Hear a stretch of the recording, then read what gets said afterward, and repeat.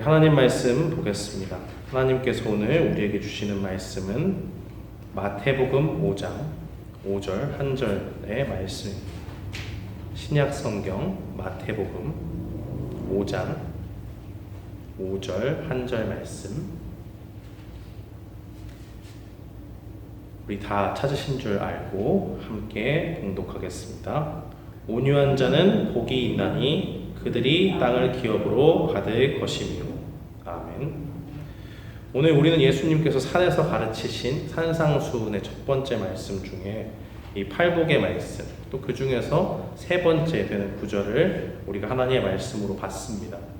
이 팔복의 말씀을 들을 때 우리가 내가 앞에 처음에 나오는 네 가지는 하나님 앞에서 천국 백성인 우리가 도대체 어떤 상태냐라는 것을 나타낸다고 이야기했고요. 그 다음에 나오는 네 가지는 성도가 된 후에 우리의 책임과 의무를 나타낸다라고 그렇게 말했습니다. 예수님은 오늘 본문에서 우리에게 온유한 사람이 되라라고 그렇게 말씀하지 않으십니다. 그 대신 온유한 자가 복이 있다 이렇게 말합니다. 복이 있는 건 참 좋은데요. 온유한 자가 복이 있다 이렇게 말씀하세요. 이 말씀이 무슨 뜻일까요? 이미 우리가 예수님을 주로 고백한 성도가 되었다면 하나님께서 책임지고 우리를 온유함 가운데로 인도해 주신다는 말입니다. 그리고 그 온유한 자가 받을 땅의 기업까지도 하나님께서 책임져 주실 것을 말씀합니다. 그렇다면 우리는 온유라는 것을 어떻게 이해할 수가 있습니까? 온유가 뜻하는 바가 도대체 뭘까요? 어떤 사람들은 온유다라고 그렇게 얘기하면 뭔가 착한 이미지를 생각하잖아요. 절대 옆에서 화를 돋궈도 절대 화를 내지 않고 어떻게 보면 조금 나약해 보이기도 하고 좀 유약한 그런 모습을 상상하기도 합니다. 그러나 성경은 그것을 온유라고 말하지 않습니다. 민수기 12장 3절은 모세를 향해서 이렇게 증거합니다. 이 사람 모세는 온유함이 지면의 모든 사람보다 더하더라. 그러니까 성경은 모세를 온유하다고 이야기하는데요. 어느 정도로 온유하냐? 이 땅에 있는 지면에 있는 모든 사람들보다 가장 온유하다. 제일 온유한 사람이다라고 그렇게 말해요. 만약에 온유라는 것이 단순히 어떤 상황에서도 화를 내지 않는 것이라면 모세는 온유한 사람은 아닙니다. 모세는 40년 동안 왕궁에서 최고의 교육을 받았습니다. 그런데 그의 모습이 어땠습니까? 가장 좋은 교육을 받았지만 자신의 동족을 괴롭히는 이집트 사람을 죽이고 맙니다. 이게 무슨 실수로 죽인 거나 그런 게 아니에요. 좋은 교육을 받았는데도 우리는 그렇게 생각하잖아요. 범법자들, 범죄를 저지른 사람들을 보면 교육을 잘못 받아서 그래. 학교를 좀 좋은 데 나왔으면, 가정 환경이 좀 좋아서 뭔가 좋은 멘토를 만나고 사람 만났으면 괜찮았을 텐데. 그러나 그것이 일리 있는 말처럼 들리지만 100% 맞는 말은 아닙니다. 좋은 교육을 받았는데도 이 모세는 사람을 죽이게 되었어요. 그 속에 있는 혈기를 주체하지를 못했습니다. 출애굽기 2장 12절 말씀에 보면 어떻게 이 일을 행하게 됐느냐? 좌우를 살펴 사람이 없음을 보고 그 애굽 사람을 쳐 죽여 모래 속에 감추니라. 깜짝 놀랄 말이죠. 아주 계획적으로 사람이 없네 확인을 하고 죽이고 그것을 은폐까지 했잖아요. 그러니까 이 온유함이 단순히 화를 내지 않는 것이다. 뭔가 이렇게 좀 착하고 이런 이미지라면 모세에게는 그것이 해당되지 않는다는 겁니다. 이것이 우리에게 알려주는 것이 무엇이겠습니까? 여기서 말하는 온유함이라고 하는 것이 사람의 무슨 교육을 잘 받는다고 해서 우리의 힘과 능력으로 만들어지는 온유가 아니라는 겁니다. 그렇다면 이 온유는 도대체 어디로부터 오게 됩니까? 성령님께서 구원받은 사람들에게 부어주시는 거예요. 그러니까 우리 안에서 우리가 자발적으로 생성해내는 게 아니고 만들어내는 게 아니고 우리의 동력으로 이루는 것이 아니고 우리 밖에서 하나님께서 성령을 통해서 우리를 변화시켜 주실 때만이 얻을 수 있는 게 바로 온유입니다. 우리는 스스로의 힘이 아니라 성령님께서 성령의 열매로 주시는 그 온유함을 바라봐야 합니다.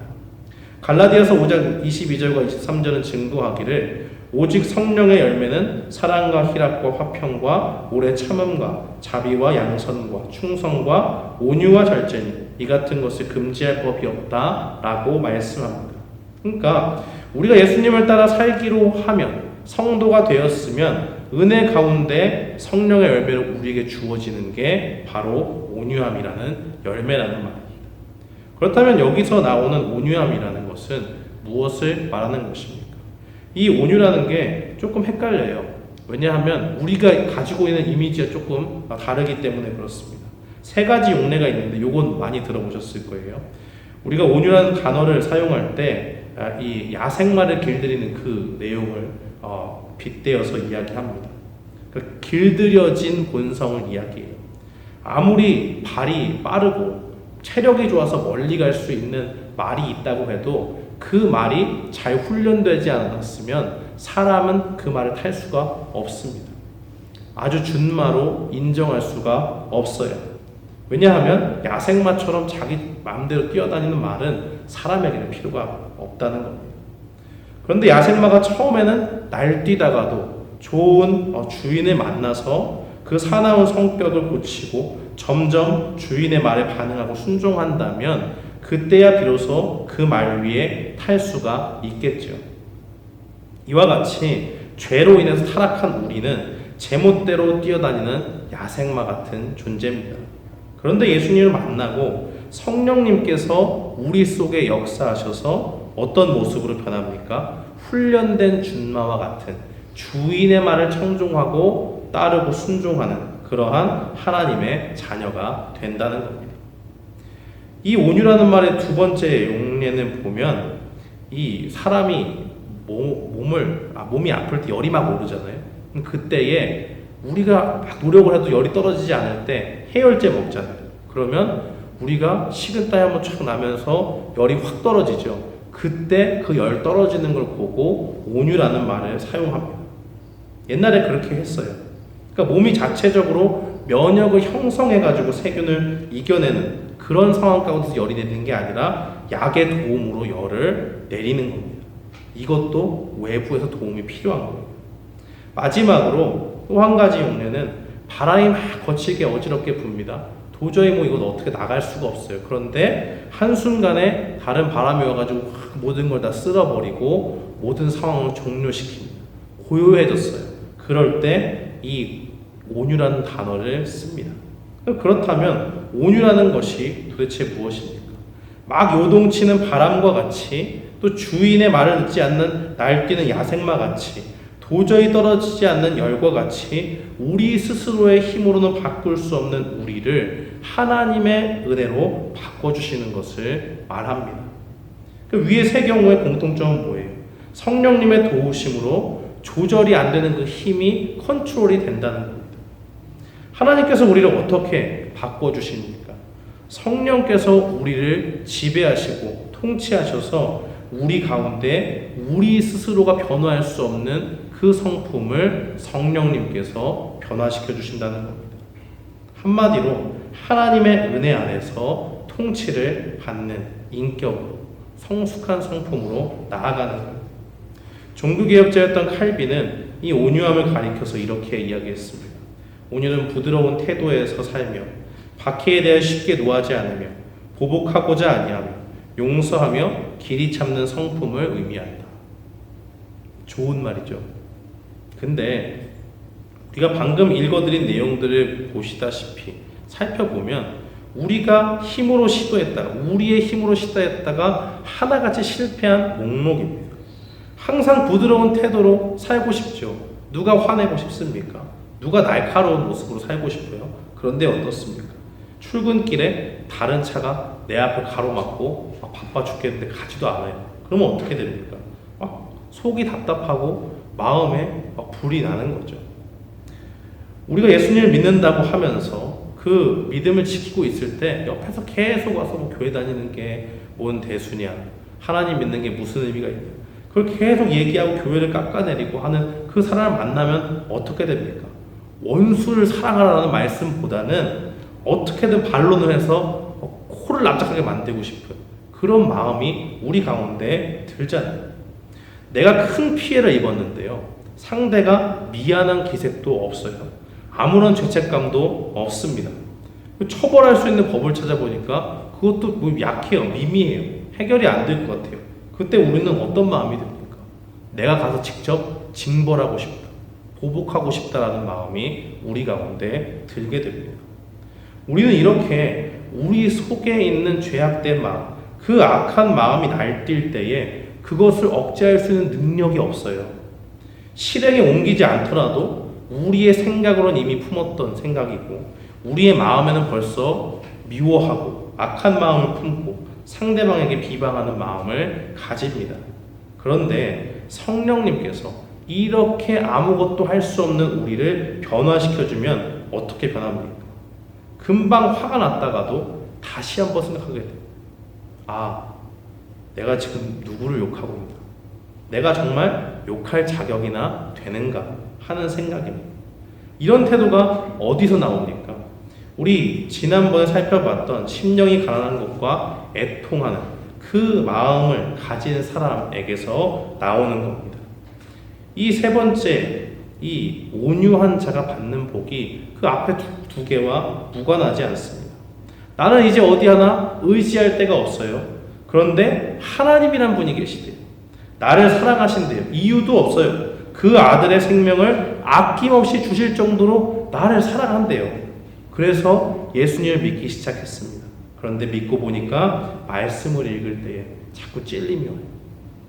성령님께서 나의 죄를 들추고 환히 비춰주세요. 그러면 우리는 어떻게 됩니까? 우리가 도대체 하나님 앞에 과연 설 수 있는 존재인가? 라는 것을 깊이 깨닫게 돼요. 아무도 없을 때, 골방에서 우리가 하나님 앞에 기도할 때 다들 눈물을 흘리며 하나님 앞에 회개해 본 적이 있잖아요. 그런 일은 왜 일어납니까? 성령님께서 우리 가운데 역사하셔서 우리의 죄를 환하게 비추기 때문에 누가 지적한 적이 없습니다. 누가 우리에게 해코지한 적이 없어요. 넌 죄인인데 어떻게 그렇게 당당하게 사냐? 라고 말한 적이 없음에도 불구하고 성령님의 역사 때문에 우리가 죄의 찔림을 받게 됩니다. 그럴 때 우리는 하나님 앞에 울 수밖에 없어요. 남의 죄를 뭐 정죄하고 저 사람이 나쁘다 이런 게 아니라 지금 내 죄가 당장 하나님 앞에 너무 크기 때문에 다른 사람은 상관이 없고 내가 어떻게 주님 앞에 이 죄를 용서받은 죄인으로 서 있는가라는 것을 주님 앞에 감사할 수밖에 없습니다. 그러니까 다른 사람의 잘못은 보이지 않아요. 그저 다른 사람이 잘못한 것이 눈에 들어온다. 그러면 어떤 마음이 듭니까? 저 사람도 나처럼 죄인이구나. 그리고 그 다음 단계가 뭐예요? 저 사람도 예수님이 사랑하실 테니까. 예수님이 모른다면 참 안타깝구나. 그렇게 우리를 빚어가시는 분이 성령님이시라는 거예요. 그런 성품이 단시간에 나올 수 있습니까? 머리로는 이해할 수 있죠. 그렇게 살아야 되는 게 그리스도인인가 보다 동의할 수 있습니다. 그리고 지적으로 지식으로 받아들일 수 있어요. 그렇지만 그렇게 사는 건 어렵잖아요. 근데 예수님이 뭐라고 말씀하십니까? 그 온유를 우리 보고 행하라고 하지 않아요. 온유한 사람이 되라라고 말하지 않고 너희는 이미 온유해. 근데 온유해서 참 복되다 라고 그렇게 말씀합니다. 성령님께서 우리의 죄를 깨닫게 하시고 나를 위해서 십자가에서 보여주신 주님의 사랑을 깊이 묵상하게 하셔서 다른 사람을 그 사랑이 넘치는 상태에서 대하게 하세요. 그러다 보면 우리는 사람을 보는 눈이 달라지게 되는 겁니다. 마치 모든 사람들이 죄가 없으신 주님께 누명을 씌워도 그 모든 수모를 당하면서도 예수님은 그저 묵묵히 말없이 십자가의 고난의 길을 가시지 않습니까? 바로 그 예수님의 온유하신 성품을 성령님께서 우리로 닮아가게 만드십니다. 예수님은 스스로 가리켜서 스스로를 뭐라고 말씀하십니까? 마태복음 11장 29절에 보니까 나는 마음이 온유하고 겸손하니 나의 멍에를 메고 내게 배우라. 그리하면 너희 마음이 쉼을 얻으리니. 멍에라는 게 뭡니까? 농사를 지을 때 소에게 이렇게 지우는 거예요. 쟁기나 수레를 끌기 위해서 소에게 지우는 건데 소한테는 굉장히 불편한 것이죠. 그런데 예수님은 자신의 마음이 온유하다 겸손하다 하시고 예수님의 멍에는 쉽고 가볍다라고 이렇게 말씀하십니다. 이것이 무엇입니까? 우리의 힘과 능력으로 하면은 절대 안 되고 힘들지만은 주님이 은혜를 주시고 성령님이 우리 가운데 역사하시면 우리도 주님과 같은 성품으로 변화된다는 말입니다. 이렇게 성령님의 도우심으로 우리가 온유한 성품을 열매로 맺으면 예수님께서 우리에게 무엇을 약속하십니까? 그 온유한 자들에게 땅을 기업으로 받는다라고 말씀하세요. 일반적으로 땅이다 그러면 어떤 생각이 듭니까? 땅 부자, 돈이 많고 권세가 있는 사람. 일반적으로 연약한 사람보다는 사회적으로 지위가 있는 사람을 떠올리잖아요. 힘이 약하면 땅이 있어도 더 강한 사람이 오면 빼앗기고 맙니다. 그런데 이 세상의 원리가 그래요. 그렇지만 오늘 예수님은 이렇게 세상에서 힘이 있는 권세 있는 사람들이 아니라 악을 악으로 갚지 않는, 세상에서 볼 때는 참 미련하고 멍청한 그런 온유한 사람에게 땅을 기업으로 주신다 말씀합니다. 예수님의 말씀은 시편 37편 11절을 인용했습니다. 그러나 온유한 자들은 땅을 차지하며 풍성한 화평으로 즐거워하리로다. 우리의 현실 세계 속에서 이런 것은 기대하기 상당히 어렵죠. 이 땅에서 그렇게 살다가는 참 바보같이 산다고 놀림을 당할 것입니다. 그러나 이 말씀이 나타내는 것은 무엇입니까? 세상에서 연약한 자들을 압제하고 괴롭히는 사람들이 땅을 차지하는 현실 속에서 장차 우리가 맞이하게 될 그 나라가 다가올 때는 상황이 바뀐다는 거예요. 그들의 권세가 우리를 위협할 때 이 땅을 살면서 우리는 초라해 보이고, 야, 어떻게 내가 이거 아무 힘도 없이 이렇게 늘 당하고만 있어야 되나 라는 생각이 들지 모르지만 그것이 전부가 아니라는 겁니다. 우리 주님은 무엇을 약속하십니까? 주님이 다시 오실 그날에 우리에게 예비하신 새 하늘과 새 땅을 준비해 놓으셨습니다. 사랑하는 성도 여러분, 예수님은 온유한 자가 복이 있다라고 말씀합니다. 그리고 온유한 자에게 땅을 기업으로 준다고 하셨습니다. 모든 사람들보다 온유했던 모세도 실제로 그가 얻은 땅은 아무것도 없어요. 심지어 가나안 땅에도 들어가 보지 못했습니다. 예수님께서도 하나님의 뜻에 늘 순종하고 사셨지만 여우도 굴이 있고 공중의 새도 거처가 있으되 인자는 머리 둘 곳이 없다 라고 이렇게 말씀하셨습니다. 그러므로 여기서 말하는 땅이라고 하는 것은 무엇입니까? 물리적인 땅이 아니라 장차 우리가 주님이 오실 때에 받게 되는 그 땅을 말합니다. 그곳에서는 이 세상과는 반대의 일들이 일어나요. 강한 자들에게 압제받는 일도 없습니다. 우리가 억울해서 눈물을 지을 일도 더 이상은 없어요. 계시록의 말씀에 보면 21장 3절 하반절부터 보면 하나님이 그들과 함께 계시리니 그들은 하나님의 백성이 되고 하나님은 친히 그들과 함께 계셔서 모든 눈물을 그 눈에서 닦아 주시니 다시는 사망이 없고 애통하는 것이나 곡하는 것이나 아픈 것이 다시 있지 아니하리니 처음 것들이 다 지나갔음이로라 라고 이렇게 증거합니다. 사랑하는 성도 여러분, 우리는 이 땅을 살지만 이미 천국 백성으로 살고 있습니다. 우리는 부족하지만 이미 하나님께서 우리 가운데 역사하셔서 우리를 온유한 사람으로 빚어가시고 우리에게 장차 주실 약속의 그 새 나라와 그 하나님의 나라를 우리에게 주신다 약속하셨습니다. 그러므로 오늘 이 땅을 살아가면서 우리가 좌절하거나 낭망할 필요 없어요. 자꾸 실패하고 넘어져도 그걸로 끝이 아닙니다. 성령님이 우리를 향해서 말할 수 없는 탄식으로 기도하시고 우리를 온유한 성품으로 빚어가시기까지 계속적으로 우리를 도와주십니다. 오늘 이 말씀을 기억하면서 이 땅에서 온유한 성품으로 우리를 빚어가실 그 주님을 바라보면서 우리에게 약속하신 땅, 영원한 땅 천국을 고대하며 이 땅을 살아가는 하나님의 자녀가 되기를 주님의 이름으로 축원합니다. 아멘.